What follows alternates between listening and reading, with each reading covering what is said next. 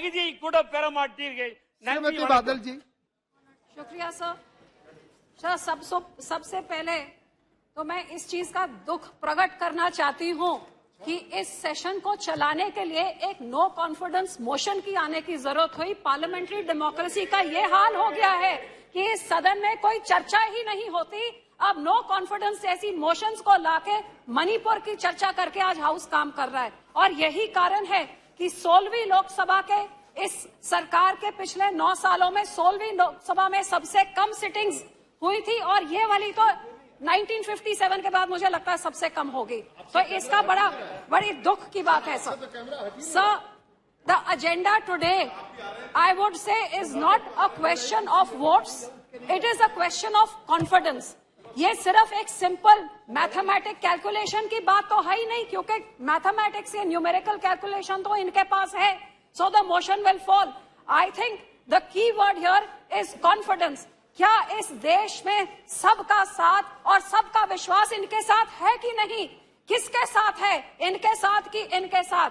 हकीकत ये है कि आज क्या इस देश के किसान, इस देश के गरीब, इस देश के मजदूर, इस देश के माइनॉरिटी हिंदू, सिख, मुसलमान, ईसाई, क्या इन सबका विश्वास इनके पास है कि नहीं? It is do they have the confidence in this government? Sir, क्या आज के नौजवान और आज के महिला का विश्वास है इस सरकार के ऊपर? और जब मणिपुर की बात करें तो इट इज एब्सोल्युटली क्लियर कि मणिपुर की औरतों पे इस डबल इंजन सरकार पे कोई विश्वास नहीं है। लेकिन इससे बड़ी दुख की बात यह है सर, मैं कोट करती हूँ सर, कैमरा छोड़िए, आप मेरी बात रिकॉर्ड कर दिए, बहुत बड़ी बात है। यह डेमोक्रेसी कहाँ रह गई? अब तो कैमरा भी ऊपर से चलता है। सर, अटल बिहारी वाजपेयी जी ने on the 50th anniversary of India's independence इस पार्लियामेंट में कहा था, इट इज अभिशाप to take birth as a girl in this country.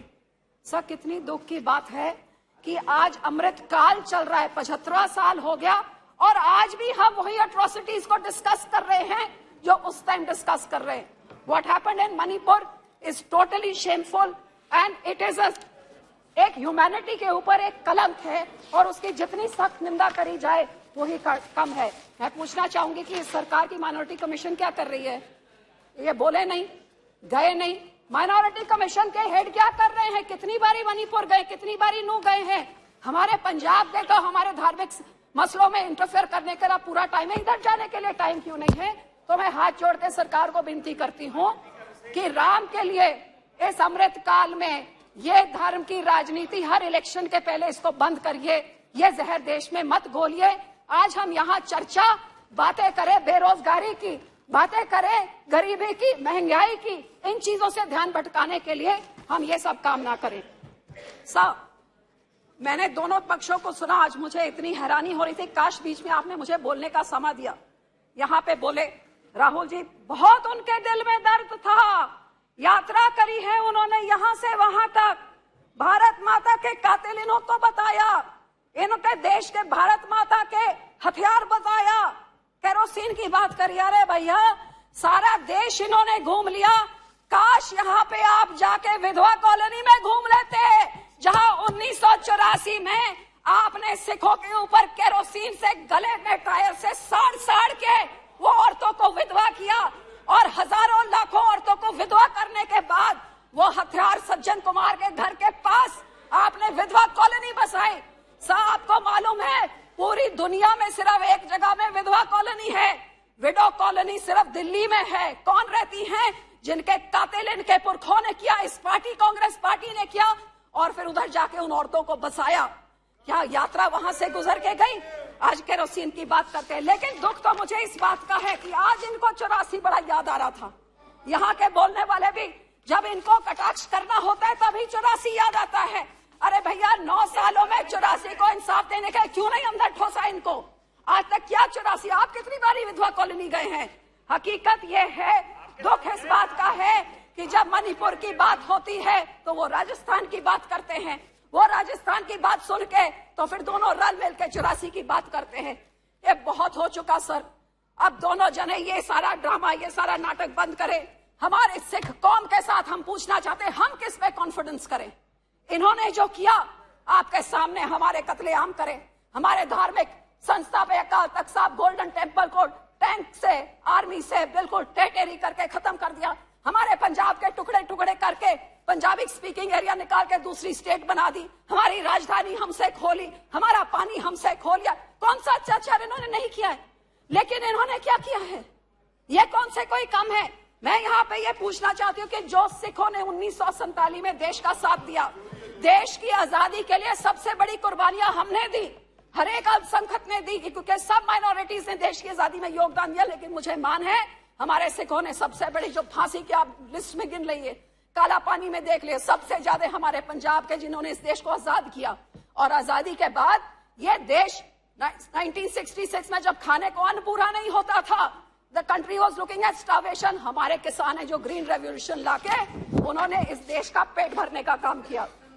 लेकिन सर, जब हमारे सिखों के कत्लेआम में उस टाइम तो कोई जुडिशरी नहीं बोली, कोई पार्टी नहीं बोली, कोई पेपर नहीं पढ़ा। आप निकालिए नवंबर 84 के बाद जब बजट सेशन हुआ 85 का, तो उसमें एक भी मेंशन नहीं जो इस दिल्ली में हजारों सिख के कत्लेआम हुए, सब चुप्पीड़ा के बैठे हुए थे, मुंह पे टेप लगी हुई थी, किसी ने सिखों की बात तक नहीं करी। और यही कारण है कि आज तक सिखों को इंसाफ नहीं मिला। और कभी मणिपुर होता है, कभी नूह होता है, कभी राजस्थान होता है, जो उस टाइम एक्शन ले लिया होता, जम्मू कश्मीर गुजरात सब कुछ होता है। तो सर, जो सिखों के गुरु ने, 9वें गुरु ने, हमारे 9th गुरु ने अपनी कुर्बानी दी, कश्मीर के पंडितों की बात हुई। अफसोस कि उस टाइम की माइनॉरिटी, हिंदू माइनॉरिटी को बचाने के लिए, उस टाइम की मुस्लिम मेजॉरिटी से बचाने के लिए हमारे सिख गुरु ने अपनी कुर्बानी दी और हिंद की चादर का खिताब उनको मिला। लेकिन उसकी तो बात तक नहीं करी। जब उनके लोगों को मारा जा रहा था तब भी बात नहीं करी। तो सब मैं पूछना चाहती हूँ, उस टाइम हमारे लोग जो भावुक होके उन्होंने कुछ अपने हाथों में इसके खिलाफ आवाज उठाई, उनको जेलों में फेंक दिया। हमारे बंदी सिख 30-30 साल से जेल में सड़ रहे हैं। गुरु साहब के 550 साल, गुरु नानक देव जी के, इन्होंने रिटर्न, इस सरकार ने कहा था कि उनको छोड़ा जाएगा, तो क्यों आज तक नहीं छोड़ा है? मैं इनसे जवाब मांगना चाहती हूँ। तो सिखों के खिलाफ हमेशा ये बेइंसाफी रही है सर। जिन्होंने अपने देश के लिए जान दी, उनके साथ ये होता है। सब पंजाब में इन्होंने जो किया बताया, ये क्या कर रहे हैं पिछले 3 सालों से, जब से अकाली दल से गठबंधन टूटा है। हमारी राजधानी, आप सोचिए, राजधानी हमारी पंजाब रीऑर्गेनाइजेशन एक्ट पास हुआ, उठा के आप विधानसभा उधर हरियाणा को बना के चंडीगढ़ एडमिनिस्ट्रेशन ने जमीन दे दी। हमारा पानी, हमारा मेंबर जो बीबीएमजी से होता उसको निकाल के बाहर निकाले, हमारा पानी चुरा के दूसरे राज्यों में। जो हिमाचल पानी दिल्ली को देता है वो सेस लेता है, हमारा पानी जो राजस्थान आता है तो पंजाब को कोई सेस नहीं। एक ही चीज तो हमारी है, चंडीगढ़ के ऊपर हमारा हक, सेंट्रल सर्विस रूल्स डाले जा रहे हैं। और सर, हमारी पंजाब यूनिवर्सिटी को भी आरएसएस का कब्जा करने की कोशिश की जा रही है। और पानियों का तो यो मामला है, पानी हमारा चुरा के ले गए। लेकिन आज जब सारा पंजाब पानी में डूबा हुआ है तो उस पंजाब के हाथ पकड़ने के लिए कोई नहीं है।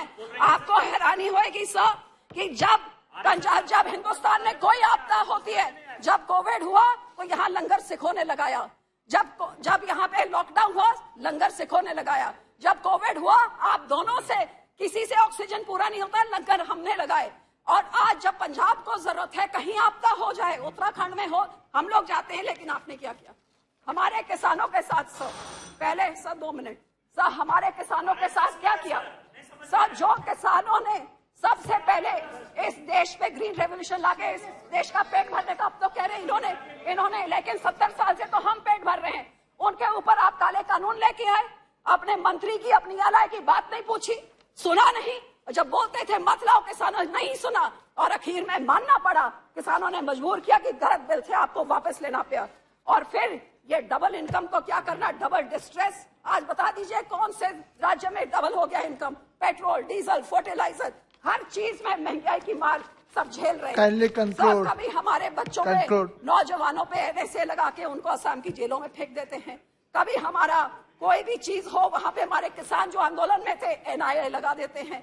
कभी खालसा एक जो मदद करता है जहां उनके ऊपर। बहुत बहुत धन्यवाद मैडम, बहुत बहुत धन्यवाद सर। लास्ट 2 सेकंड सर, आखिर में मैं सिर्फ यही कहना चाहूंगी सर, मानस की जात सब एक को पहचानबो। मानस की एक ही जात होती है, एक पिता एकस के हम बारे की हमारे गुरबानी में सिखाया है। ये सरदार प्रकाश सिंह बादल 5 बारी मुख्यमंत्री रहे, एक दिन फिरकू हिंसा नहीं हुई। चाहे पंजाब का हिंदू, मुसलमान, सिख, ईसाई सब उनको अपना समझता था, क्योंकि मुख्यमंत्री होके वो हर एक का स्पेशल दिन खुद बनाते थे। हर एक के धार्मिक स्थान पर, भगवान वाल्मीकि, गुरु रविदास होए, दुर्गाना मंदिर होए, हर एक का उन्होंने सत्कार और आदर किया। और यही कारण है सब कि उस समय 1990 में जब वाजपेयी जी की भाजपा की सरकार को ये हाथ नहीं लगाता था, क्योंकि इनको फैनेटिक समझते थे, सबसे पहले सरदार बादल थे जिन्होंने इनका हाथ थामा। बहुत बहुत धन्यवाद, एनडीए बनी। बहुत बहुत धन्यवाद। Doctor Heena Gavit ji. Sir last point, 2 second. आज मैं उनको यही बेनती करूंगी सर कि ये नफरत की राजनीति ये छोड़ दें, ये मलहम लगाने का काम करें, चाहे सिख हो चाहे दूसरे धर्म के लोग हों, क्योंकि हर एक का अपना हिस्सा है इसमें। और इस शेर से मैं एंड करूंगी, लगाकर आग शहर को ये बादशाह ने कहा, उठा है तमाशे का शौक बहुत, झुकाकर सर सभी शाह प्रसन्न बोले, हजूर का शौक सलामत रहे, अभी तो शहर बहुत है। बहुत बहुत धन्यवाद बंद करें डॉक्टर हिना गावित जी। सबको। और सर इसलिए मैं धन्यवाद एंड में यही सभापति कहूंगी, महोदय, आपने आज इस अविश्वास प्रस्ताव पर मुझे बोलने का मौका दिया। आज ये मेरा सौभाग्य है